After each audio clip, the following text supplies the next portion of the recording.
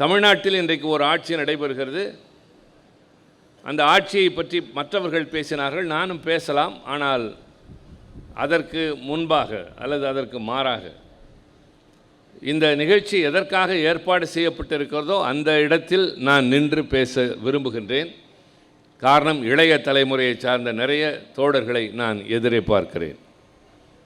கலைஞர் என்ற ஒரு தலைவனை வெறும் முதலமைச்சராக மட்டுமே பார்த்திடாத உணர்வு முதலில் அவர்களுக்கு வேண்டும். முதலமைச்சர் பொறுப்பு என்பதும் அமைச்சர்கள் பொறுப்பு என்பதும் நாடாளுமன்ற சட்டமன்ற உறுப்பினர்கள் என்பதும் வந்து போகின்ற ஒன்று. அது அடையாளம் அல்ல. ஒரு தனி மனிதனின் அடையாளம் அந்த பொறுப்பும் இல்லாத காலத்தில்தான். அதற்கு உதாரணம்தான் இங்கே இருக்கிற தம்பி மாசுவும் தம்பி அரவிந்த் ரமேஷ் அவர்களும். இன்றைக்கு இவர் அமைச்சராக இல்லை, அவர் சட்டமன்ற உறுப்பினராக இல்லை. ஆனால் அன்று போல் இன்றும் கழகத்தினுடைய படைவரிசை வீரர்களாக இருக்கிறார்களே, அதுதான் கலைஞருடைய வழி. தேர்தலில் ஒரு இயக்கம் தோல்வி அடைவது என்பது ஒன்றும் புதுமை அல்ல. ஒரு ஜனநாயகத்தில் இது நடக்கும். சிறப்பாக ஆட்சி நடத்தினோம், எத்தனையோ செய்தோம், ஏன் மக்கள் எங்களை கைவிட்டார்கள் என்று புலம்புவதில் பொருள் இல்லை. இந்த நாட்டில் எத்தனையோ நடந்திருக்கின்றது. அறிஞர் அண்ணா தேர்தலில் தோற்று இருக்கிறார், நம்புவீர்களா?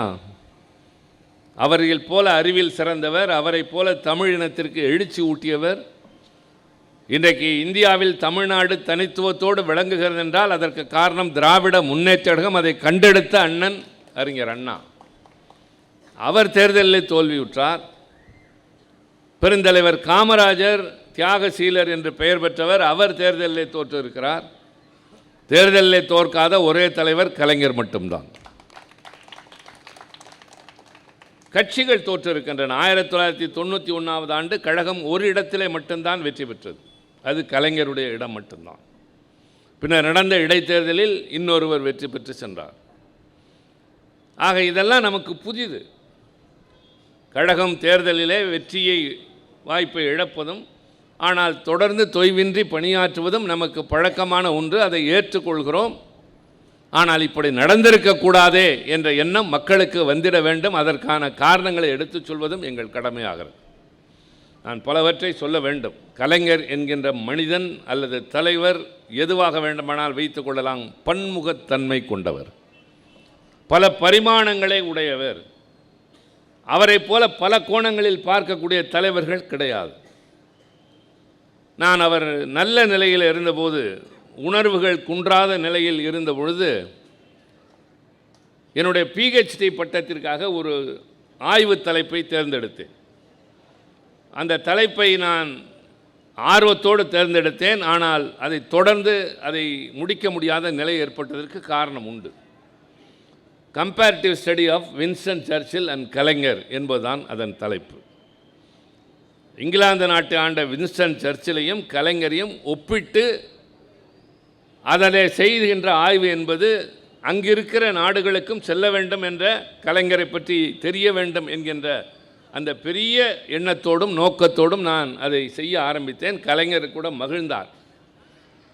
ஆனால் அதை தொட ஆரம்பித்தவுடன் தான் தெரிந்தது இது ஒரு பெரிய கடல்.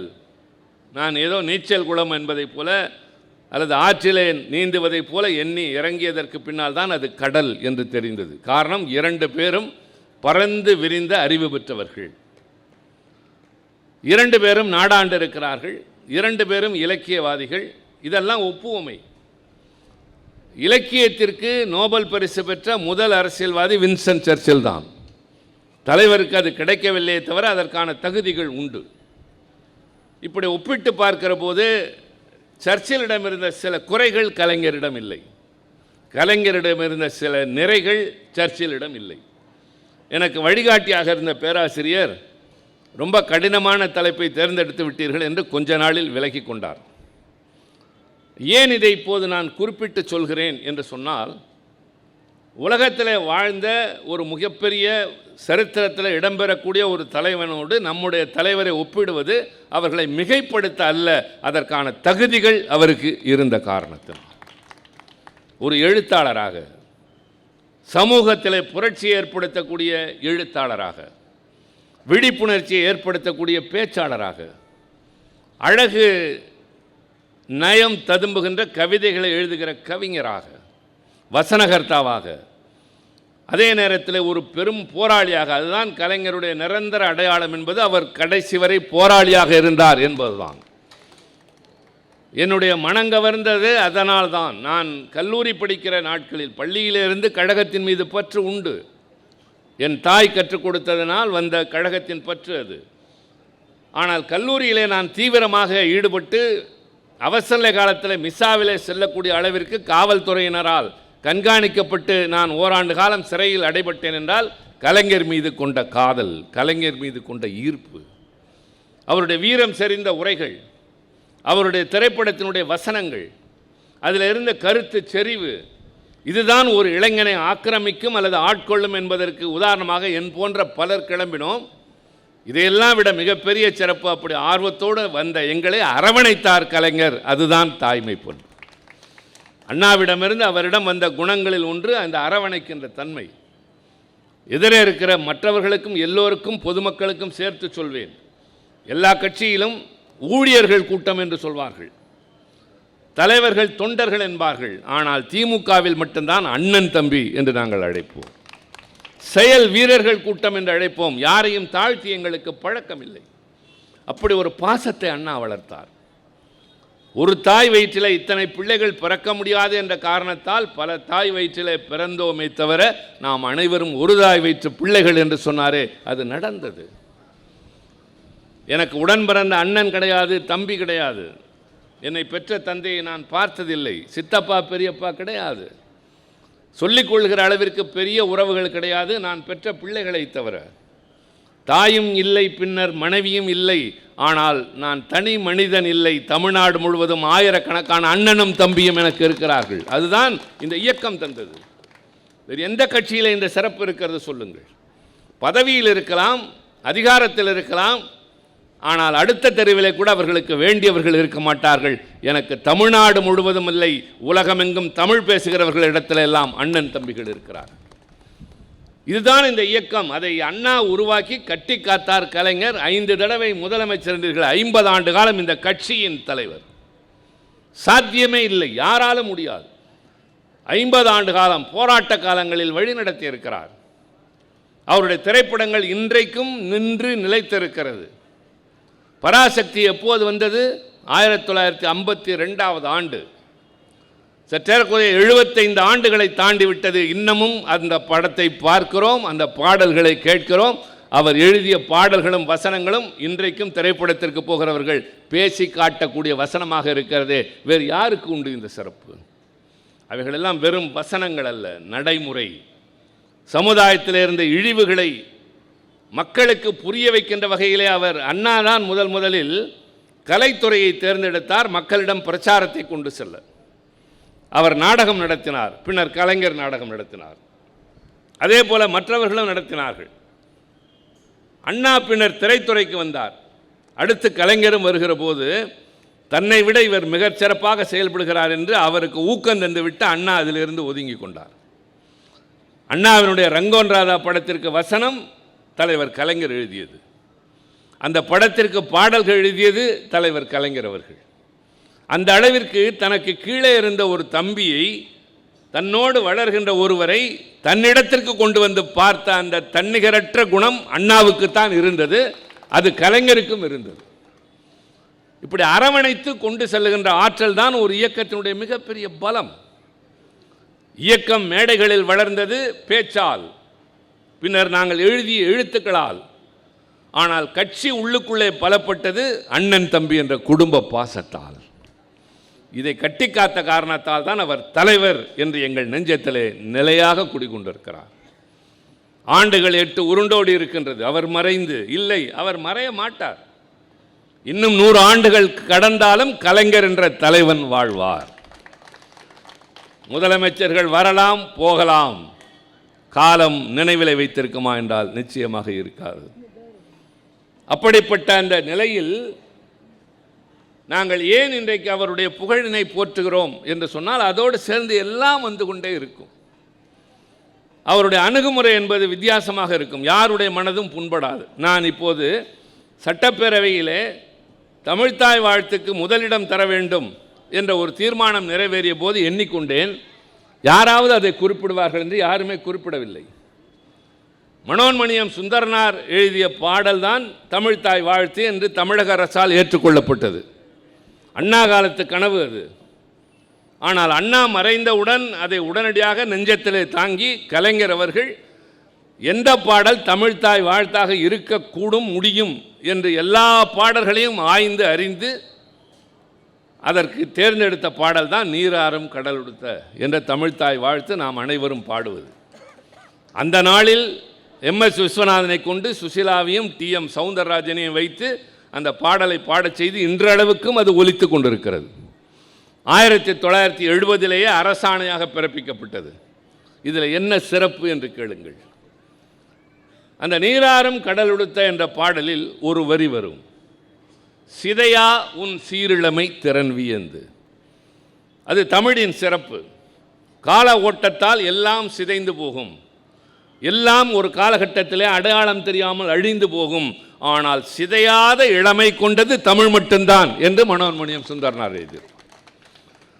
ஷேக்ஸ்பியர் கிளியோபாட்ராவை பற்றி எழுதுகிற போது ஏஜ் கெனாட் விதர்கர் என்பான். அது வெறும் கற்பனை.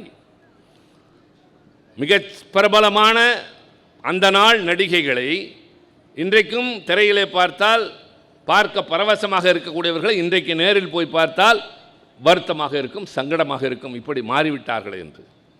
ஆனால் காலத்தால் சிதைக்க முடியாத ஒன்று இருக்கும் என்றால் அது தமிழ் மொழிதான் என்று அவர் எழுதினார். தமிழ் மொழியின் வயது என்ன என்பதை இப்போது நான் பேச விரும்பவில்லை, அதற்கு காலமும் நேரமும் இல்லை. ஆனால் சுருக்கமாக சொல்வேன். முதலாக இன்றைக்கு தமிழனுக்கு அடையாளம் என்று சொல்லக்கூடியது திருக்குறள்.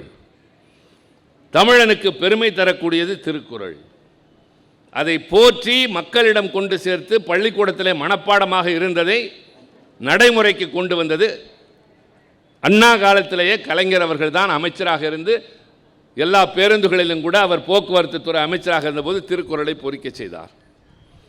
கடைசியாக அவர் கனவு கண்டு நடந்தது குமரி முனையில் இருக்கிற 133 அடி உயர சிலை. அவர் எழுதிய திருக்குறளில் 133 அதிகாரங்கள் என்பதை சுட்டிக்காட்டுகின்ற அந்த சிலை. அது எப்படி உருவானது? கடற்கரைக்கு நாங்கள் எல்லாம் குமரி முனைக்கு கூட்டத்திற்கு செல்கிற போதெல்லாம் இரவு நேரத்தில் கூட்டத்தை முடித்துவிட்டு தம்பி மாசு போல நிர்வாகிகளை அழைத்து கொண்டு கூட்டத்திற்கு பின்னால் அந்த கடற்கரையில் போய் நீண்ட நேரம் உட்கார்ந்து பேசி கொண்டிருப்போம். பாட்டு பாடுவோம், இலக்கியம் பேசுவோம், வரலாறு பேசுவோம். இதெல்லாம் கலைஞரிடமிருந்து வந்த குணங்கள் தான். இன்றைய கழகத்தின் தலைவர் கூட ஒரு காலகட்டத்தில் எல்லோரையும் அழைத்து கொண்டு கடற்கரைக்கு செல்வார். அப்படி செல்லுகிற போது ஒரு நாள் கலைஞர் கடலையே வெறித்து பார்த்து கொண்டிருக்கிறார். உடனிருந்தவர்கள் ஏதோ யோசனையில் இருக்கிறார் என்று நினைக்கிற போது ஒன்றும் பேசாமல் கிளம்பி வருகிற போது அவர் மனதிலே உருவானது. அவர் சொல்கிறார், உடன் வந்த ஒருவரிடம் மட்டும், இந்த குமரி முனை என்பது இந்தியாவின் எல்லை என்பதை விட தமிழ்நாட்டின் தொடக்கமாக கருதலாம். ஆதி காலத்திலே லெமூரியா கண்டம் என்று சொல்லப்பட்ட தமிழ்நாடு வாழ்ந்த பகுதி முதல் சங்க காலத்தில் இருந்தது. அதற்கு அந்த பக்கத்தில் தான் அதை கடல் கொண்டு போனது. ஆக குமரி என்பது நம்முடைய எல்லை, நம்முடைய தொடக்கம். நீங்கள் இந்தியாவினுடைய வரைபடத்தை பாருங்கள். மேலே இருந்து வந்து கடைசியாக இப்படி இருக்கும். அதை சில பேர் தெற்கு பகுதி குறுகி இருக்கிறது என்பார்கள். இல்லை, கூர்மையாக இருக்கிறது என்பதுதான் பொருள். கலைஞர் என்ன செய்கிறார்? பார்க்கிறார், ஒரு பக்கத்திலே ஒரு பாறையில் விவேகானந்தருடைய நினைவு மண்டபம் இருக்கிறது. விவேகானந்தரை குறைத்து மதிப்பிடவில்லை. வங்கத்திலே பிறந்த விவேகானந்தருக்கு தமிழ்நாட்டிலே ஒரு நினைவு மண்டபம் ஒரு அடையாள சின்னமாக வருகிறவர்கள் போகிறவர்கள் இடமாக இருக்கிறது. அதை போல நாம் போற்ற வேண்டிய திருவள்ளுவருக்கு இதே போல ஒரு நினைவு ஒன்று உருவாக்க வேண்டும் என்று பார்க்கிற போது அதற்கு ஏற்ற இடம் இருக்கிறதா என்று பார்க்கிறார். ஒரு அணைக்கட்டு கட்டுகிற போது அதற்கு தேவையான கட்டமைப்பு வேண்டும். 2 மலைகளுக்கு இடையில் தான் கட்ட வேண்டும். அந்த மலைகளுக்கு பின்னால் ஒரு பெரிய பரந்த வழி இருக்க வேண்டும். அதில் நீரை தேக்க வேண்டும். அதிலிருந்து வெளியேறுகிற பகுதி குறுகி பின்னர் விரிந்து செல்ல வேண்டும். இது பூகோள ரீதியாக அமைய வேண்டிய அமைப்பு. அதை போல் அவர் திருவள்ளுவருக்கு எங்கோ ஒரு சிலை என்று வைக்கவில்லை. அதே போல் இன்னொரு பாறையை கண்டெடுத்து உருவாக்கி வைத்தார். சுனாமி வந்து சுழற்றி அடித்த போது கூட கடைசியாக காலை தொட்டு விட்டு போன ஒரே இடம் வள்ளுவருடைய சிலை தான். கவிஞர் வாலி அவர்கள் அந்த சிலையை பற்றி எழுதுகிற போது சொன்னார், எல்லா இடங்களிலும் காகம் உட்கார சிலை இருக்கும், கலைஞர் மட்டும்தான் மேகம் உட்கார சிலை அமைத்தார். அவ்வளோ உயரமான சிலை. ஏன் இதை சொல்லுகிறேன் என்றால், 2000 ஆண்டுகளுக்கு முன்னால் வாழ்ந்தவர் திருவள்ளுவர். அவருக்கு 500 ஆண்டுகள். தம்பி சொன்னார் அல்லவா, மரத்தான் ஏத்தன்ஸ் நகரத்தின் மாநாட்டினுடைய போர், அது நடந்த காலம் கிமு 490. இன்றைக்கு 2026 என்று சொல்கிறோமே, அதிலிருந்து ஒரு 500 ஆண்டுகளுக்கு முன்னால் அவர் சொன்ன மரத்தான் என்ற நிகழ்வு நடைபெற்றது. அந்த 500 ஆண்டுகளுக்கு முன்னால், கிமு 500 ஆண்டுகளுக்கு முன்னால் கிரேக்க நாட்டில் சாக்ரட்டிஸ் வாழ்ந்தார், அந்த ஏத்தன்ஸ் நகரத்தில், தத்துவ அறிஞர். சீன நாட்டிலே கன்ஃபூசியஸ் வாழ்ந்தார், அவரும் வாழ்க்கையின் நெறிமுறைகளை சொல்லக்கூடியவர். நம்முடைய நாட்டின் ஒரு பகுதியில் புத்தர் பிறந்தார். முதலாக சாதி இல்லை, மதம் இல்லை, கடவுளின் பெயரால் மூட நம்பிக்கைகள் இல்லை என்று சொன்ன புத்தர் தமிழ்நாட்டில் தொல்காப்பியர் பிறந்து மொழிக்கு இலக்கணம் எழுதி கொண்டிருந்தார். கொஞ்சம் யோசியுங்கள். ஒரு புறம் தத்துவம், இன்னொரு புறம் வாழ்க்கை நெறிமுறை, இன்னொரு பக்கம் சமுதாய சீர்திருத்த கருத்துக்கள். ஆனால் மொழிக்கு இலக்கணம் எழுதுகிற அளவிற்கு 2500 ஆண்டுகளுக்கு முன்னாலேயே தமிழ் பழமையான மொழியாக இருந்திருக்கிறது. உலகில் உள்ள மொழிகளுக்கெல்லாம் மூத்த தாய்மொழி. அதைத்தான் சிதையா உன் சீரிழமை என்று மனோன்மணியம் சுந்தரனார் எழுதினார். இத்தனை ஆண்டுகளில் சிதைந்து போயிருக்க வேண்டுமே, அழிந்து போயிருக்க வேண்டுமே. பைபிள் முதலாக எழுதப்பட்ட ஹீப்ரு மொழி இப்போது இல்லை. ஜூலியஸ் சீசரும் அகஸ்டஸ் சீசரும் கிளியோபாட்ராவும் பேசிய லத்தீன் மொழி இல்லை. சாக்ரட்டிஸும் அலெக்சாண்டரும் பிளாட்டோவும் பேசிய கிரேக்க மொழி இல்லை. ஆனால் தமிழ் மொழி அன்று இருந்ததை விட இன்றைக்கும் பொலிவு பெற்றிருக்கிறது. அதுதான் சிறப்பு. அந்த தமிழ் தாய்க்கு வாழ்த்து, அதை பாடக்கூடாது என்று சொன்ன வடக்கே ஒரு கூட்டம் என்றால், இங்கே இருந்து பேசுவதை விட அவர்களுக்கு நேருக்கு நேராக நின்று பேசுகிறவர்கள் இங்கே வந்து இன்றைக்கு நான் பேசுகிறேன். நேருக்கு நேராக நின்று பேசுவோம், முச்சந்தியிலே அல்ல. இந்தி தான் இந்த நாட்டின் மொழி என்று சொல்லக்கூடியவர்களிடம் இல்லை. அதை விட மூத்த மொழி, எல்லாவற்றிலும் முதிர்ந்த மொழி, தகுதி உள்ள மொழி என் தாய்மொழி என்று நரேந்திர மோடியாக இருந்தாலும் அமித்ஷாவாக இருந்தாலும் சொல்லுகிற துணிச்சல் திராவிட முன்னேற்ற கழகத்திற்கு உண்டு. இப்போது நான் சொல்ல வருவது, அந்த பாடலை கலைஞர் தேர்ந்தெடுக்கிறார். அதைத்தான் சொன்னேன். பலர் அதை தெரிந்து கொள்ளவில்லை, சில பேர் அதை பெரிதாக சொல்வது இல்லை. அந்த பாடலை தேர்ந்தெடுக்கிற போது, சிதையா உன் சீரிழமை திறன் வியந்து என்பதற்கு முன்னால் ஒரு வரி வரும். ஆரியம்போல் உலக வழக்கு அழிந்து ஒழிந்து போகா, சிதையா உன் சீரிழமை திறன் வியந்து. அந்த பாடலிலிருந்து அந்த ஒரு வரியை மட்டும் கலைஞர் நீக்குகிறார். அந்த பாடலில் இருந்து நீக்குகிறார் என்றால், பாடலிருந்து முழுமையாக அல்ல, அரசாங்கம் ஏற்றுக்கொண்ட அந்த தமிழ்த்தாய் வாழ்த்து பாடலில் மட்டும் அந்த ஒரு வரி இருக்காது, மற்ற இடங்களில் இருக்கும்.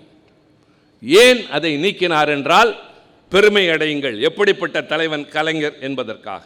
ஒன்று, ஒரு நல்ல விழாவின் போது தொடக்கத்திலேயே அழிந்து ஒளிந்து என்ற சொல் ஒலிக்க தேவையில்லை. இரண்டாவது, அது ஒரு இனத்தினுடைய மனதை புண்படுத்தும் என்ற காரணத்தால் அதை அகற்றலாம்.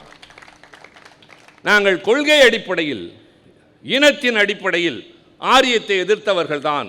ஆனால் அவர்களை இழிவாக பேசுகின்ற ஒன்றை அரசினுடைய கருத்தாக ஏற்றுக்கொள்ளவில்லை என்கிற போது, நாங்கள் ஆட்சி பொறுப்புக்கு செல்கிற போது எங்கள் அடையாளம், எங்கள் தன்மைகள் மாறி நாட்டுக்கும் எல்லோருக்கும் பொதுவானது என்ற நிலைக்கு மாறுகிறோம். அதனால்தான் இந்த கட்சிக்கு பெயர் திராவிட முன்னேற்ற கழகம். திராவிடர் கழகம் என்ற சமுதாய சீர்திருத்த இயக்கத்திலிருந்து உருவாகிய அரசியல் அமைப்பு. இன்றைக்கு RSS என்ற அமைப்பினுடைய அரசியல் கரம் பாரதிய ஜனதா கட்சி. அதுபோல திராவிடர் கழகம் என்ற சமுதாய சீர்திருத்த அமைப்பினுடைய அரசியல் அமைப்பாக திராவிட முன்னேற்ற கழகம். அதை அண்ணா உருவாக்குவதற்கு நிர்பந்தங்கள் இருந்தன, கட்டாயம் இருந்தது. ஏன்? அந்த கொள்கைகள் நடைமுறைக்கு வர வேண்டும் என்றால் அதிகாரம் கைக்கு வர வேண்டும், ஆட்சி இருந்தால்தான் சாதனைகள் செய்ய முடியும், சட்டங்களின் மூலமாகத்தான் எல்லாவற்றையும் செய்ய முடியும். தம்பி ராஜா அடிக்கடி ஒன்று சொல்வார். நீலகிரி நாடாளுமன்ற உறுப்பினர், துணை பொதுச்செயலாளராக இருக்க என் தம்பி ராசா, திராவிடர் கழகத்தில் இருந்த அவரை நான் தான் கொண்டு வந்து திராவிட முன்னேற்ற கழகத்து மாணவர் அணியில் முதலாக சேர்த்தேன். அதை அவரே பல இடங்களில் சொல்வார். சொல்கிற போது என்ன சொல்வார் என்றால், என்னுடைய மூளையை சலவை செய்தார் என்று சொல்வார், பிரெயின் வாஷ் செய்தார் என்று சொல்வார். நான் முசிறியிலே கூட்டம் பேசிவிட்டு மறுநாள் மாணவர்கள் கூட்டத்தில் பேசுகிற போது அங்கே கல்லூரி மாணவனாக வந்து உட்காருகிற அவரிடம், நீ திமுகவுக்கு வர வேண்டும் என்று அழைக்கிறேன், உங்களை போன்றோர் இங்கே வந்து இந்த இயக்கத்திற்கு வலிமை சேர்க்க வேண்டும் என்ற போது அவர் திராவிடர் கழகத்தை விட இது எப்படி சிறந்தது என்றார். நான் சொன்னேன், சிறந்தது அல்ல, அதனுடைய பிரதி இது, கொள்கைகளை நடைமுறைப்படுத்த. ஆனால் ஒன்று தெரிந்து கொள், சாலையிலே போகிற வாகனங்களை இந்த கூட்டத்தில் இருக்கிற அத்தனை பேரும் சேர்ந்து நின்று மறித்தால் நிறுத்த முடியாது. வருகிறவர் ஒரு இளைஞனாக இருந்தால், இந்த ஜென்சி இளைஞர்களை போன்ற ஒருவராக இருந்தால், துணிச்சல் மிக்க இங்கே இருக்கிற பெண்களைப் போல யாராவது ஒருவராக இருந்தால், நீ யாரையா என்னை மறிப்பதற்கு என்று மீறி செல்வார்கள். ஆனால் ஒரு போலீஸ்காரர் நின்று கையசைத்தால் 100 வாகனங்கள் திரும்பி செல்லும். அதற்கு காரணம் அணிந்திருக்கிற உடையும் அது தருகிற அதிகாரமும். 1000 பேர் சேர்ந்து தடுத்து நிறுத்த முடியாத ஒற்றை மனிதன், ஆனால் ஒற்றை மனிதன் நின்று 1000 பேரை நிறுத்துவார் என்றால் அந்த அதிகாரம் வேண்டும் என்றால் அதுதான் மூலமாகத்தான் சாதிக்க முடியும் தம்பி என்று சேர்த்தேன். அதை அவரே இன்றும் பல இடங்களில் சொல்வார். அந்த இயக்கத்தை அண்ணா உருவாக்கிய போது சிலர் கேட்டார்கள், திராவிடர் கழகத்திலிருந்து பிரிகிற அமைப்பிற்கு திராவிடர் முன்னேற்ற கழகம் என்று தானே வைக்க வேண்டும்.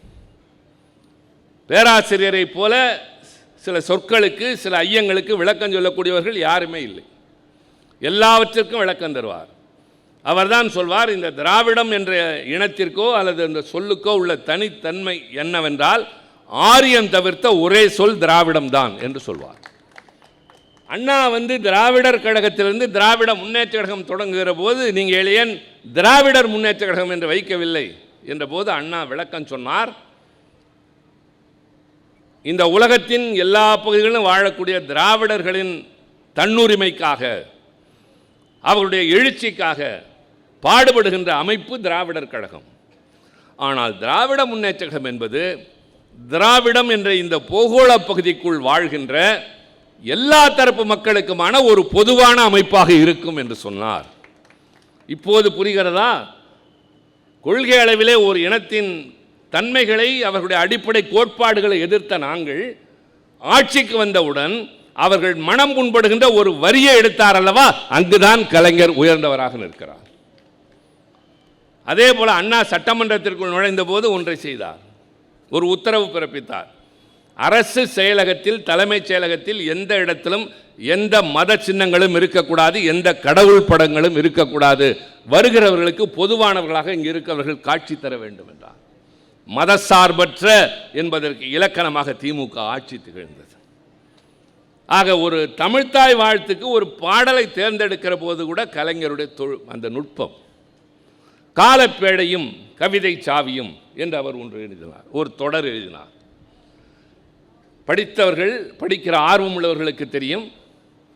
நான் தம்பி காமராஜை இந்த கூட்டத்தில் பேச வைக்க வேண்டும் என்று அவர் கேட்டபோது சொன்னதற்கு காரணம், அந்த தம்பி பேச்சாளர்களிலேயே நன்றாக படிக்கக்கூடிய ஒருவர், நிறைய படிக்கக்கூடிய ஆர்வம் படைத்தவர்.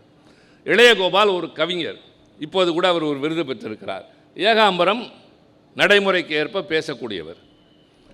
அப்படி படிக்கக்கூடியவர் என்று நான் சொல்வதற்கு காரணம், நிறைய படிக்கிற போது தான் நமக்கு பல செய்திகள் தெரிய வரும். அந்த பழக்கமே இன்றைக்கு இல்லாமல் போய்விட்டது. அந்த வகையிலே பார்த்தால் காலப்பேழையும் கவிதை சாவியும் என்பதற்கு ஒரு முன்னோடி இருக்கின்றது. என்ன முன்னோட்டம்? ராகுல் சாகிர்த்யாயன் எழுதிய வால்கா முதல் கங்கை வரை கேள்விப்பட்டிருப்பீர்கள் என்று நினைக்கிறேன். இல்லாவிட்டால் கூகுளிலே போய் பாருங்கள்.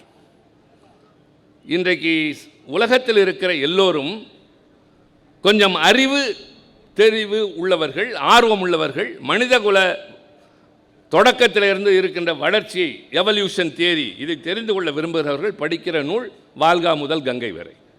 பெரும்பாலும் கம்யூனிஸ்ட் தோழர்கள் அதை விரும்பி படிப்பார்கள், எல்லோருடைய வில்லங்களிலும் இருக்கும். அதற்கு பின்னால் தமிழில் மனிதகுல வரலாற்றை எழுதியது கலைஞர் தான், காலப்பேழையும் கவிதை சாவியும். இதில் என்ன சிறப்பு தெரியுமா? அந்த நூலினை பற்றி பாராட்டி பேசுவதற்கு அவருக்கு முன்னால் எனக்கு ஒரு வாய்ப்பு கிடைத்த போது நான் சொன்னேன், கலைஞர் பெயர் வைக்கிற போது கூட சொற்சிலம்பாடி இருக்கிறார். காலப்பேழை, பேழை என்றால் பெட்டி, காலம் என்பது அரூபம், அப்ஸ்ட்ராக்ட், பேழை என்பது மெட்டீரியல், அது நிதர்சனம். காலம் பேழை, கவிதை என்பது அரூபம், சாவி என்பது நிதர்சனம். Really nobody can be compared with Kalaignar. Abstract and material என்று ஆங்கிலத்தில் சொல்லலாம். காலமும் பேழையும் கவிதையும் சாவியும் என்று எழுதிய அந்த தலைவனை நாங்கள் ஒவ்வொரு முறையும் பார்க்கிற போது பிரமித்து போய் தான் திரும்பியிருக்கிறோம். ஒரு முறை கூட சலித்ததே இல்லை. அந்த பிரமிப்பு, அவர் மீது கொண்ட அந்த அன்பு, ஆசை, அவரிடமிருந்து தெரிந்து கொள்ள இன்னும் கொட்டி கிடக்கிறது என்கிற அளவிற்கு எங்களை அவர் வசீகரித்து வைத்திருந்தது. இதெல்லாம் இந்த நான் நூலை பற்றி சொல்கிற போது அதில் சில நேரங்களில் சில நம்ப முடியாதவை வந்தது. அவரிடம் கேட்டேன், அண்ணா இதெல்லாம் அந்த காலத்தில் இருந்ததா, நடந்ததா?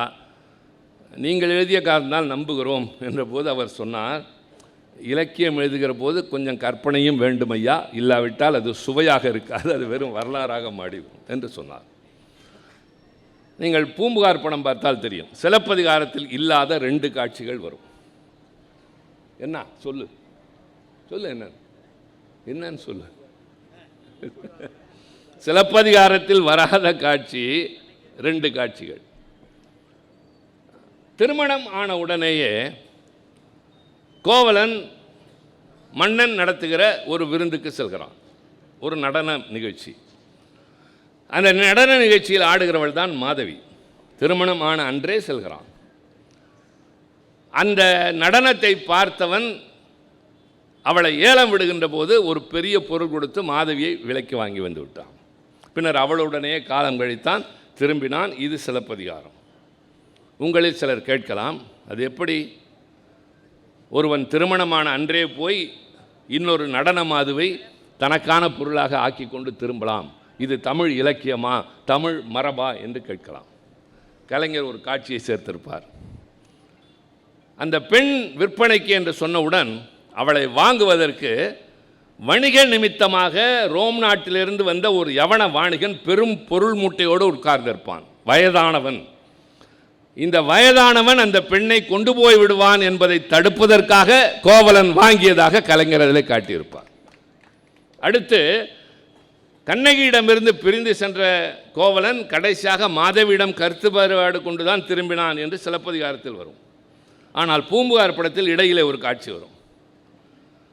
கோவலனிடம் போய் கண்ணகியினுடைய தோழியாக இருக்கிற பெண் உங்களை நினைத்து வாடிக்கொண்டிருக்கிறாள், துரும்பாக இருக்கிறாள், பழைய கண்ணகி இல்லை இப்பொழுது, வாடிய மலர், பார்ப்பதற்கு சகிக்க முடியவில்லை என்று சொல்கிற போது அந்த அளவிற்கு என்னை பிரிந்து தவிக்கிறாளா என்று பார்ப்பதற்காக வருவான். படத்தில் மட்டும்தான் வரும். அப்படி கோவலனாக நடிக்கிற SSR வருகிற போது ஏக்கத்தோடு திண்ணையிலே உட்கார்ந்து அவர் வருவாரா என்ற எதிர்பார்ப்போடு விஜயகுமாரி உட்கார்ந்திருக்கிற போது ஒரு கோழி ஒன்று வீட்டுக்குள் போகும். இவள் அதை சூ என்று விரட்டி விட்டு கதவை சாத்துவாள். கதவை சாத்துகிற போது கோவலன் வந்து நிற்பான். ஆக நாம் வருகிறோம் என்று முகத்தில் அடித்தார் போல் கதவை சாத்துகிறாள், இவளா என்னை பிரிந்து தவிப்போல் என்று திரும்புவது போல ஒரு கற்பனை காட்சியை கொண்டு வந்து அதில் சேர்த்திருப்பார். இதெல்லாம் யோசித்து பாருங்கள், இந்த கற்பனை எந்த கவிஞனுக்கு வந்திருக்கிறது, எந்த எழுத்தாளனுக்கு வந்து. இது மாதிரி சொல்லிக்கொண்டே போகலாம். பராசக்தியின் ஒவ்வொரு வசனமும், ஒவ்வொரு காட்சியும், ஒவ்வொரு பாத்திரமும். மனோகரா படத்திலே வந்த வசனங்கள், நாம் என்ற படத்திலே எம்ஜிஆருடைய பெயர் குமரன் என்பது. பாடல் வரும், அண்ணா வாழ்கவே குமரன் அண்ணா வாழ்கவே என்று தான் வரும். இன்னொரு படத்தில் உதயசூரியன் என்று பாத்திரத்தினுடைய பெயர் வரும். மனோகரா படத்திலே கடைசியாக காக்கா ராதாகிருஷ்ணன் இறந்து போவார். இளைய ராணியினுடைய மகன் ஒரு சாதாரணமான அறிவு முதிர்ச்சி இல்லாத ஒருவனை மன்னனாக்க வேண்டும் என்று அவள் செய்கிற முயற்சி. ஆனால் அவனுக்கு மனோகராவின் மீது அன்பு உண்டு. அவன்தான் நேரடி இளவரசன். அந்த காக்கா ராதாகிருஷ்ணனாக நடிக்கிற அந்த வசந்த சேனையினுடைய மகன் வசனம் என்ன பேசுவார் தெரியுமா? போர் என்று சொல்கிற போது எனக்கும் போர் தெரியும், வாருங்கள் போகலாம். என்ன போர்? ஒன்று வைக்க போர், இன்னொன்று அக்க போர் என்று சொல்லுவார்.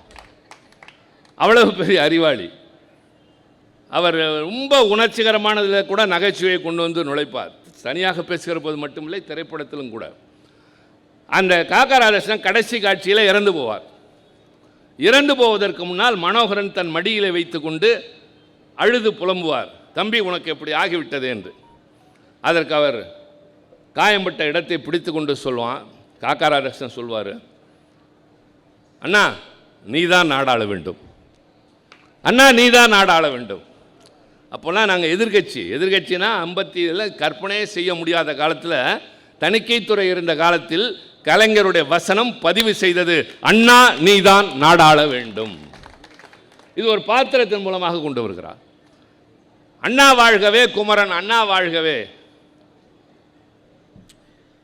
நிறைய எனக்கு எண்ணம் போய்கொண்டே இருக்கிறது. அவருடைய எழுத்துக்கள், பேச்சு, சட்டமன்ற உறுப்பினராக, அமைச்சராக, முதலமைச்சராக, அதை இழந்த ஒரு தலைவனாக, எல்லாவற்றிற்கும் மேலாக இந்திய துணைக்கண்டமே திரும்பி பார்க்கக்கூடிய ஒரு தலைவனாக கலைஞர் விளங்கினார் என்பதுதான். நான் நிறைய பேச விரும்பினேன், இருந்தாலும் பேசுகிறேன். இவர் எனக்கு நேரம் கொடுக்க முடியாது, கொடுக்கவும் மாட்டார். சொல்லலாம், அண்ணா சீக்கிரம் முடிக்கலாம், என்ன இப்போ சீக்கிரம் போய் என்ன பண்ண போகிறோம்? இன்னைக்கு கலைஞரை பற்றி பேசுகிறோம், உட்காந்துட்டு போகிறோம். உங்களுக்கு அதானே? அந்த தலைவனை எண்ணாமல், அவரை பற்றி பேசாமல் நமக்கு வாழ்நாள் இல்லை, நினைவுகள் இல்லை, எதுவுமே இல்லை.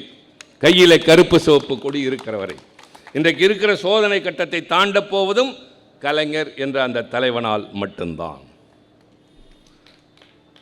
முதலாக 1984 கலைஞருடைய மணிவிழா, 60வது ஆண்டு நிறைவு. அப்போது கொஞ்ச நேரம் உட்காருங்க, இல்லைன்னா நான் முடிச்சுக்கிறதுனா முடிச்சுக்கிறேன். 60வது ஆண்டு நிறைவு விழா, அதற்கு ஏதாவது செய்ய வேண்டும் என்று தளபதி இளைஞரணி செயலாளர், நான் துணை செயலாளர் திட்டமிடுகிறோம். கலைஞர் ஒரு குணம் என்னவென்றால், அவருக்கு எது தந்தாலும் அதை கட்சிக்கென்று சேர்த்து விடுவார். முதலாக அவர் சட்டமன்ற 25வது ஆண்டு விழாவை பாராட்டி திருச்சி மாவட்டத்தில் குளித்தலையில் அவருக்கு 50 பவுனுக்கு ஒரு ஆரம் அணிவித்தார்கள். அவர் சொன்னார், இந்த தங்க ஆபரணம் எனக்கல்ல, கலைஞருடைய கழகத்தினுடைய கருவூலத்தில் தங்க ஆபரணம் என்று கொண்டு வந்து கட்சியில் சேர்த்து விட்டார். சென்னையிலே அண்ணன் ஆர்டி சீதாபதி மாவட்ட செயலாளராக இருந்த பொழுது அவருடைய எடைக்கு எடை 3 மடங்கு வெள்ளிக்கட்டிகள் கொடுத்தார். அதை வாங்கி கழகத்திற்கு தந்து விட்டார். பேராசிரியர் என்ன செய்தார் என்றால், அவருடைய சுற்றுப்பயணத்திற்கு நீண்ட தூரம் செல்கிறார், அதற்கு சிரமமாக இருக்கும் என்று ஒரு வெளிநாட்டு கார் வாங்கி தருவதற்கு பெரிய அளவிலே பொருள் சேர்த்து கொண்டு போய் கொடுத்த போது, எனக்கு இது வேண்டாம், இது கட்சி வளர்ச்சிக்கு தேவை என்று சேர்த்து விட்டார். ஆக எதை கொடுத்தாலும் இப்படி செய்கிறாரே, ஏதாவது கொடுத்தால் அது அவரிடமே இருக்க வேண்டும். இப்போது மேடைக்கு வருகிற போது எனக்கு ஏதாவது நினைவு பரிசு தருகிறார்கள், அன்பின் அடையாளம். நான் அதைத்தான் பல நேரங்களில் சொல்வேன். இங்கே கொடுத்தவர்கள் எல்லோரும் எனக்கு தெரிந்தவர்கள், ஓரிருவரை தவிர இந்த பக்கம் வந்தவர்கள். இவர்கள் யார்? எனக்கும் அவர்களுக்கும் என்ன தொடர்பு? என்னால் அவர்கள் என்ன ஆதாயம் பெற்றிருக்கிறார்கள், என்ன ஆதாயம் பெற இருக்கிறார்கள், அதெல்லாம் தெரியாது. என் கட்சியின் கொள்கைகளையும் எங்கள் தலைவரையும் பற்றி பேச வந்திருக்கிற உங்களுக்கு இந்த அன்பு என்று தருகிறார்கள். அந்த பணத்திற்கு இந்த தோழன் வீட்டுக்கு போகிற போது ஒரு முழம் மல்லிகைச்சரம் வாங்கி போயிருந்தால் மனைவி மகிழ்ந்திருப்பாள். இனிப்பு வாங்கி போய் தூங்குகிற குழந்தைக்கு ஊட்டி இருந்தால், வளர்ந்ததற்கு பின்னால் என் தந்தை இரவு நேரம் தாமதமாக வந்தால் கூட எனக்கு இனிப்பு தருவார் என்று சொல்லியிருக்கும். மனைவிக்கும் மல்லிகைச்சரம் வாங்கவில்லை, மகளுக்கும் இனிப்பு வாங்கவில்லை, திருச்சி சிவாவுக்கு அவர் கைத்தறி ஆடை வாங்கி வந்திருக்கிறார். அது என்னிடம் தங்க வேண்டும், நான் அதை வைத்துக்கொள்ள வேண்டும். நூல்கள் கொடுத்தார்கள், அது எனக்கு தேவையான ஒன்று. நான் படித்தவைகளும் இருக்கின்றது, படிக்க வேண்டியவைகளும் இருக்கின்றன. இதுவரை படிக்காத நூல்களும் கைக்கு வந்திருக்கின்றன. ஜெகதீசன் எழுதிய நூல் வந்தபொழுது நான் பெரும்பாலும் இங்கேயே படித்து விட்டேன். முன்னால் மற்றவர்கள் பேசி கொண்டிருந்த போதே, தம்பி ரவி பேசுகிற போது, அரவிந்த் பேசுகிற போதே நான் பாதிக்கு மேல் படித்து விட்டேன். அது எங்களிடம் இருக்கக்கூடிய பழக்கம்.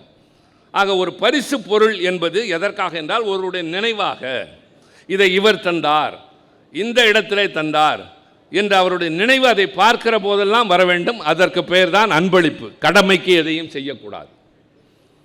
அப்படி பார்த்தால் நாங்கள் கலைஞருக்கு என்ன செய்யலாம் என்று யோசித்த போது, நம்முடைய தளபதி அவர்கள் முதலில் பணம் திரட்டுவோம் என்றார்.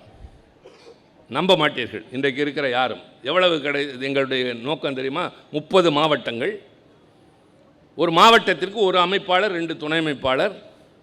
அமைப்பாளர் 1000 தர வேண்டும், துணை அமைப்பாளர் 500 ரூபாய் தர வேண்டும். எங்கள் இலக்கு 60,000 ரூபாய். ஒரு மாவட்டத்திற்கு 2000, 30 மாவட்டங்களுக்கு 60,000 ரூபாய். அதை வாங்க நாங்கள் பட்ட பாடு இருக்கு பாருங்கள். ஒரு மாவட்டத்திலேருந்து 2000 ரூபா வாங்கிறதுக்கு.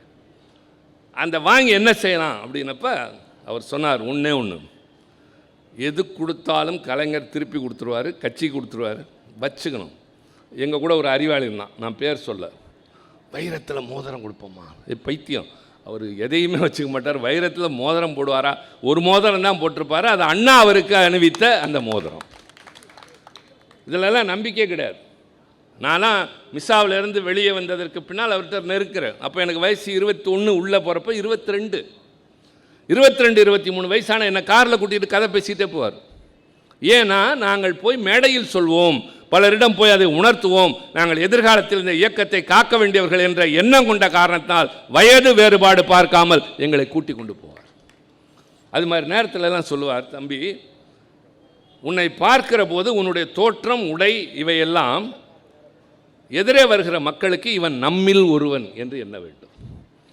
கையில் நிறையா பிராஸ்லெட்டு, பெரிய பெரிய சங்கிலி, வேறு மாதிரி சட்டை துணிமணியெல்லாம் போட்டு போனால் அவங்க ஒத்துக்க மாட்டாங்க. எளிமையான ஒரு தோற்றத்தோடு செல்வதுதான் ஒரு அரசியல்வாதிக்கு முக்கியமான கடமை என்று சொல்வார். அதனால் வரை நான் பேண்ட் போட்டு, அந்த காலம் மாதிரி பெரிய பெல்ட் போட்டு உள்ளே டக் பண்ணிட்டு தான் இருப்பேன். அந்த காலத்து கமல்ஹாசன் மாதிரி, அந்த வயசில் என் வயசு கிட்டத்தட்ட அவரை விட கொஞ்சம் கம்மி, அதே மாதிரி உடுத்திக்கிட்டு இருந்தேன்னா யோசித்து மாற்றினேன். என்ன மாற்றினேன்? வேட்டி கட்டணும், சரி, அது கருப்பு சிவப்பு தான். சட்டைக்கு பதிலாக ஏன் ஜிப்பா போடக்கூடாது? ஏன் ஜிப்பா யார் போடுவார்னா தமிழ் புலவர்கள் தான் போடுவாங்க, தமிழ் ஆர்வம் உள்ளவர்கள் தான் போடுவாங்க. வேட்டி தமிழனின் அடையாளம், ஜிப்பா தமிழ் உணர்வின் அடையாளம் என்று இதை நான் அணிய ஆரம்பித்தேன். அதுவே என் அடையாளமாக மாறிப்போனது. தலைவருக்கு அதெல்லாம் ரொம்ப பிடிக்கும். நான் ஏதோ இங்கே தான் போட்டுக்கிட்டு திரிகிறேங்கிறது இல்லை, டெல்லியிலையும் பார்லிமெண்ட் நடக்கிறப்ப இதுதான் என் உடை. அடுத்து அமெரிக்காவில் நியூயார்க்கில் இருக்கிற 193 நாடுகள் இருக்கிற ஐநா மன்றத்திற்கு போகிறப்ப கூட, குளிர்காலத்தில் கூட அராபியர்கள், ஆப்பிரிக்கர்களைப் போல இங்கிருந்து போகிறவங்களாம் கோட்டு சூட்டு அல்லது நான் அப்படி போகிறப்ப நான் இதே வேட்டி ஜிப்பாவோடு நின்று யாதும் ஊரே யாவரும் கேளீர்னு பேசிட்டு வந்தேன். அந்த அளவிற்கு எங்களை ஒரு எளிமையானவனாக வாழ்ந்து பழகி மக்களிடம் நெருங்க வேண்டும் அப்படின்னு சொல்லி பழக்கின ஒரு தலைவர். அவருக்கு என்ன கொடுக்கலாம், எது அவர்கிட்ட தங்கும் அப்படின்னா, அவர் எதையும் திருப்பி தர மாட்டார்னா எது தெரியுமா? புத்தகத்தை கொடுத்தால் தரமாட்டார். அவர்கிட்ட தான் எல்லா புத்தகமும் இருக்க. இப்போ எனக்கு என் வீட்டிலே ஒரு மாடியில் ஒரு நூலகம் வைத்திருக்கிறேன். இப்போ அதில் இடம் இல்லை, மேலே போயிட்டுருக்கு, கீழேயும் வைக்கிறோம், படிக்கவும் நேரம் இல்லை, பயண நேரங்களில் படிக்கிறோம். அப்போ அவர்கிட்ட இல்லாத என்னென்ன இல்லைன்னு பார்த்துட்டு வரேன்னு சொல்லி தளபதி சொன்னார். அப்புறம் பார்த்துட்டு வந்தோடனே அவரும் நானும் தான் ஐக்கின் பாதம்ஸ் போனோம். அந்த அண்ணா மேம்பாலத்திட்ட ஒரு இது இருக்கு, லைஃப் ஸ்டைலாக ஏதோ ஒன்று, லேண்ட்மார்க், இது லேண்ட்மார்க் சம்திங், ஒரு புத்தக நிறுவனம். இங்கெல்லாம் போய் அந்த புத்தகங்களை தேடி 50,000 ரூபாய்க்கு புத்தகங்கள், அதை வைக்கிறதுக்கு ஒரு 10,000 ரூபாய்க்கு சுழலும் ஒரு அலமாரி வச்சு அப்படி சுற்றினா ரொம்ப நாள் வரைக்கும் அங்கே தான் இருந்தது.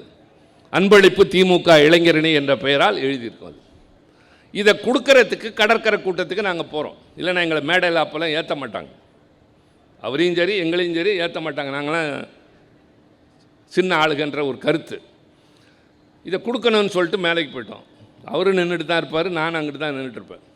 அப்படி இருந்து வளர்ந்தவர் தான் இன்றைக்கி இந்த இயக்கத்தை நடத்துகிற தலைவர். அதுதான் நீங்கள் கவனிக்கணும். ஏதோ திடீர்னு ஒரு பதவியில் உட்காரல, படிப்படியாக உழைச்சி தெருவாக போய் கொடியேற்றி கூட்டம் பேசி போராட்டங்களில் கலந்து சிறைச்சாலைக்கு போய் பக்குவம் பெற்று பயிற்சி பெற்று இப்போது இந்த கட்சிக்கு தலைவராக இருந்தார். 5 ஆண்டு காலம் முதலமைச்சராக இருந்தார். எங்களுக்கு இருக்குது இல்லைங்கிறதான் இல்லை, திமுகங்கிற கட்சியின் கொடி எங்கள் கையில் இருக்குது, இந்த கட்சியினுடைய லட்சியங்கள் எங்களிடம் இருக்குது. அதை கொடுக்கறதுக்கு போனப்போ என்ன வேடிக்கைன்னா, இன்றைக்கி நான் பெரிய பெரிய தலைவர்கள்லாம் பார்த்துட்டேன். நான் முதலில் நாடாளுமன்றம் போன போது அங்கே உள்ளே இருந்தவங்கெல்லாம் ஃபஸ்ட்டு நான் போகிறப்பே நான் ரொம்ப வியப்போடு போகிறேன். இங்கே தானே அம்பேத்கர் இருந்தார், இங்கே தானே நேரு இருந்தார், இங்கே தானே அண்ணா இருந்தாங்க, லோகியா இருந்தார், மது தண்ட அப்படியெல்லாம் பார்த்தவன் உள்ளே போய் பார்த்தா நரசிம்மராவ் இருக்கார், சந்திரசேகர் முன்னாள் பிரதமர் இருக்கிறாரு, பிஜு பட்நாயக் இருக்கிறாரு, இந்திரஜித் குப்தா, வாஜ்பாய், அத்வானி, இதெல்லாம் பனத்வாலான், எல்லா தலைவர்களும் இருக்காங்க. எந்திரிச்சு பேசினா எல்லோரும் நம்மளே பார்த்தா வெடன்னு கால்லாம் நடுங்கும். அவ்வளவு பெரிய தலைவர்கள்லாம் இருந்த மாதிரி இன்றைக்கி நான் நிறைய பேரை பார்த்துட்டு தான் இருக்கேன். அந்த மேடையில் யார் யார் வந்திருந்தா கலைஞரை வாழ்த்துவதற்குனா அவருடைய மணி விழாவுக்கு பாபுஜி ஜெகஜீவன் ராம், அவர் தன்னிகரற்ற ஆதி திராவிடர்களின் தலைவர் இந்தியாவில். பகுகுணா உத்தரப்பிரதேசத்தினுடைய முதல்வராக இருந்தவர். அப்புறம் ஃபரூக் அப்துல்லா, அப்போ தான் காஷ்மீரிலே ஷேக் அப்துல்லாவுக்கு பின்னால் முகிழ்த்து ஆரம்பித்திருந்த தலைவர். இப்படி தலைவர்கள் நிறைய பேர் இருக்கிறாங்க. அந்த மேடையை நாங்கள் எப்படி பார்த்துட்ருக்கோம், ஒருத்தர் இவர் தானா அவ்வளவுதான் நமக்கு அப்போ முடிஞ்சது. இன்றைக்கி நம்மளுடைய வாழ்க்கை மாதிரி எங்களை அங்கே இருக்கிறவங்க பார்க்குறாங்கன்னா அதுதான் திராவிட முன்னேற்ற கழகம். சாதாரணமான ஆள் போய் டெல்லியில் நிற்கிறது. அவங்க எல்லாம் ஒரே கருத்தை சொன்னாங்க. என்ன சொன்னாங்கன்னா, இதுதான் நீங்கள் கவனிக்கணும். கலைஞர் அவர்களே, நீங்கள் ஒரு மாநில கட்சியின் தலைவர், நீங்கள் மாநிலத்தின் முதல்வராக மட்டுமே இருந்தவர்.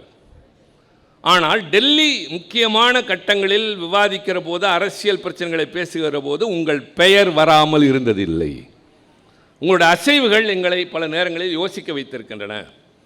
அவசர நிலை காலத்தில் இந்தியாவிலேயே அந்த அவசர காலத்தை துணிந்து நின்று எதிர்த்த 2 மாநிலங்களில், முதலாவது தமிழ்நாடு, 2வது குஜராத், அது கூட கொஞ்ச நாளில் ஆழ்ந்து அமைந்து போனது. ஆனால் அணையாத ஒரு புரட்சி மண்ணாக தமிழ்நாடு விளங்கியதற்கு கலைஞர் நீங்கள் தான் காரணம். எனவே நாங்கள் இப்போது அழைக்கிறோம். என்ன சொல்லி?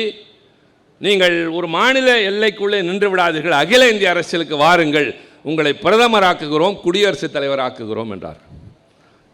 எங்களுடைய வயதுக்கு அல்லது என்னுடைய வயதுக்கு அப்போது நினைத்தது, பலே, தலைவர் குடியரசுத் தலைவராக போகிறார், பிரதமராக போகிறார் என்று எண்ணினேன். என்னோடு சிலரும் சேர்ந்து எண்ணி இருக்கலாம். கலைஞர் பேசுகிறார். அதுதான் இளைஞர்கள் குறித்து கொள்ள வேண்டியது. ஒரு கட்சிக்கு வந்த உடனே பதவி வந்த உடனே அதில் அடையாளம், அதில் ஒரு அதிகாரம், அது இல்லைன்னா காண போகிறது அல்ல. நான் மிஸ்ஸாவிலேருந்து வந்து 20 ஆண்டுகளுக்கு பின்னால் தான் எனக்கு முதல்ல தேர்தலிலேயே இடம் கிடைச்சது. அதுக்கு பின்னால் இடைவெளி விட்டு நான் தொடர்ந்து இருந்துகிட்ருக்கேன், அது வேறு. ஆனால் அதுவரை பொறுத்திருக்கிற தன்மை இருந்தது. 20 ஆண்டு காலம் மாவட்ட மாணவரணி அமைப்பாளராக, இளைஞரணி அமைப்பு குழு உறுப்பினராக, இளைஞரணி துணைச் செயலாளராக, மாணவரணி செயலாளராக, இப்படியெல்லாம் இருந்ததற்கு பின்னால் தான் நான் நாடாளுமன்றத்திற்கு வாய்ப்பு எனக்கு கிடைச்சது. அப்படி ஒரு பக்குவத்தையும் கலைஞர் எங்களுக்கு வளர்த்திருந்தார். பதவி வருது இல்லை, தேர்தல் வாய்ப்பு வருது இல்லை, கலைஞருக்கு பின்னாடி நிற்கணும்னு அப்படி ஒரு ஈர்ப்பு, இந்த கொடி மேலே ஒரு பாசம், அது ஒரு இனம் புரியாத ஒன்று. என் திருமணத்தின் போது பட்டு வேட்டி எடுத்து கொடுத்த போது நான் கட்டிக்கொள்ள மறுத்தேன். ஏன்னாங்க, திருமணத்துக்கு நாங்கள் கருப்பு சேப்பு போட்டு தரீங்களா, கட்டிக்கிறேன்னு. இதுக்காண்டி என் மனைவியின் தந்தை வந்து காஞ்சிபுரத்தில் ஒரு வேட்டி அப்போ செஞ்சு கொண்டு வந்தார். இப்போல்லாம் கிடைக்குது. அப்போலாம் அந்த மாதிரி வராது. பட்டு வேட்டியில் கருப்பு சிவப்பு போட்டு கொண்டு வந்தோன்னு தான் நான் கட்டிக்கிட்டேன். அப்படி ஒரு பைத்தியமாக நாங்கள் இருக்கிறோம். அந்த கலைஞர் பேசுகிறார், பதில் சொல்லி என்ன சொல்கிறார்? நான் மெத்தவும் மதிக்கிற தலைவர்கள் பாபுஜியும் பகுஜனாவும் ஃபரூக் அப்துல்லா எல்லா தலைவர்களையும் சொல்லி இவர்கள் எல்லாம் என்னை அகில இந்திய அரசியலுக்கு வா என்று அழைத்தார்கள். நேரடியாக வராமல் ஒரு உதாரணம் சொல்கிறார். இன்று மாலை பத்திரிகை என் கரங்களில் இருக்கின்றது. இன்றைக்கு எல்லோரும் அதைத்தான் படித்தார்கள். இதுதான் தலைப்பு செய்தி. என்ன தலைப்பு செய்தி? முதலாக இந்தியா விண்வெளிக்கு அனுப்பிய ஒரு விண்கலம் பறந்து கொண்டிருக்கின்றது. அதில் முதலாக 2 இந்தியர்கள் உலகத்தை வலம் வந்து கொண்டிருக்கிறார்கள். ராகேஷ் சர்மா, மல்ஹோத்ரா என்பது அவர்களுடைய பெயர். எல்லோரும் வானத்தில் இருக்கிற அந்த 2 பேரை பார்க்கிறார்கள், அந்த விண்கலத்தை பார்க்கிறார்கள். ஆனால் ஒன்றை மறந்து விடுகிறார்கள். அந்த விண்கலத்தின் போக்கையும் உள்ளே இருப்பவர்கள் என்ன செய்ய வேண்டும் என்பதையும் தீர்மானிக்கிற கட்டுப்பாட்டு அறையும் சாதனமும் பூமியிலே தான் இருக்கிறது. அகில இந்திய தலைவர்களே, நீங்கள் அரசியல் வானில் பறக்கிற விண்கலமாக இருக்கலாம், அதில் பறக்கிற விண்வெளி வீரர்களாக இருக்கலாம், இந்தியாவே தலைகளாக புரட்டலாம். ஆனால் எப்போது என்ன நடக்க வேண்டும் என்று தீர்மானிக்கிற கட்டுப்பாடு சாதனமாக திராவிட முன்னேற்ற கழகம் தமிழ்நாட்டில் தான் இருக்கும். சொல்லிவிட்டு சொன்னார், எனக்கு பெரிய பொறுப்புகள் என்றீர்கள். என் ஆசை என்ன தெரியுமா?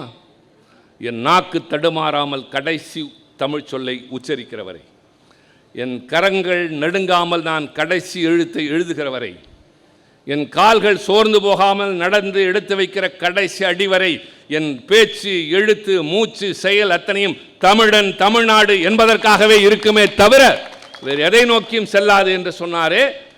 அன்றுதான் வியந்தோம். பதவி எங்கள் தலைவனை ஆட்கொள்ளவில்லை, இந்த தமிழ் இனம்தான் அவரை ஆட்கொண்டது. அவர் உருவாக்கி வைத்து விட்ட போன வெறும் புகழஞ்சலி என்பது கூட அல்ல, நான் புகழ் நினைவை போற்றுகிறோம். அவருடைய புகழினை, அவருடைய நினைவுகளை, அவருடைய ஆற்றலை, அறிவை, சாதனைகளை பேசினால் ஒரு நாள் முழுவதும் பேசிக்கொண்டே இருக்கலாம். தம்பி அதை ஒரு கருத்தரங்கமாகவே நடத்தலாம்.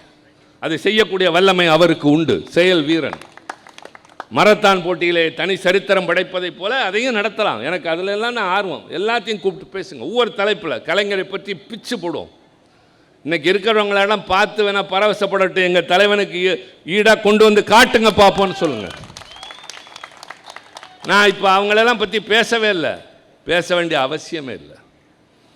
எங்கள் கட்சி, எங்கள் தலைவன், எங்கள் சாதனைகள், எங்கள் கொள்கைகளை பேசுவதற்கு எங்களுக்கு நேரம் இல்லை என்கிற போது, அவருக்கு பின்னால் தளபதி அவர்கள் இதை 5 ஆண்டு காலம் நடத்தி என்னென்ன செய்தார் என்கிற போது, இன்றைக்கு கட்சி நடத்துகிறோம் என்கிற போது, எதிர்க்கட்சி தலைவராக தம்பி உதயநிதி ஸ்டாலின் அடுத்த தலைமுறையாக வந்து உட்கார்ந்திருக்கிற போது, நாங்கள் மற்றவர்களை பேச வேண்டிய அவசியத்தின் போது பேசுவோம், அல்லது மற்றவர்கள் பேசுவார்கள். ஆனால் இன்றைக்கு நான் பேசிய இந்த கலைஞருடைய பல பரிமாணங்களில் ஒரு சிலவற்றை மட்டும் இன்றைக்கு நான் சில புதியவற்றை உங்களோடு பகிர்ந்து கொண்டிருக்கிறேன். ஏதோ அழைத்தார்கள் கடமைக்கு பேசிவிட்டு போவோம் என்பதல்ல. இந்த நாள், இன்றைக்கு நாம் பேசிய பேச்சு, பகிர்ந்து கொண்ட கருத்துக்கள், இரவு நீங்கள் உறங்கச் சென்றதற்கு பின்னால் கலைஞருடைய நினைவலைகள் உங்கள் நெஞ்சிலே புரள வேண்டும். அந்த தலைவனுடைய உயர்வு உங்களை உறங்கச் செய்யாமல், இவ்வளவு அற்புதமான தலைவன் வாழ்ந்து கொடுத்து விட்டு போன இயக்கம் இந்த நாட்டில் காப்பாற்றப்பட வேண்டும் என்ற உறுதி பிறக்க வேண்டும்.